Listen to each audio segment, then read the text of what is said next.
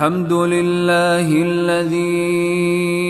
أنزل على عبده الكتاب ولم يجعل له عوجا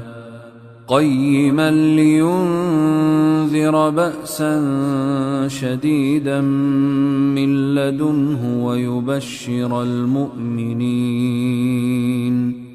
ويبشر المؤمنين الذين يعملون الصالحات أن لهم أجرا حسنا ماكثين فيه أبدا وينذر الذين قالوا اتخذ الله ولدا ما لهم به من علم ولا لآبائهم كبرت كلمة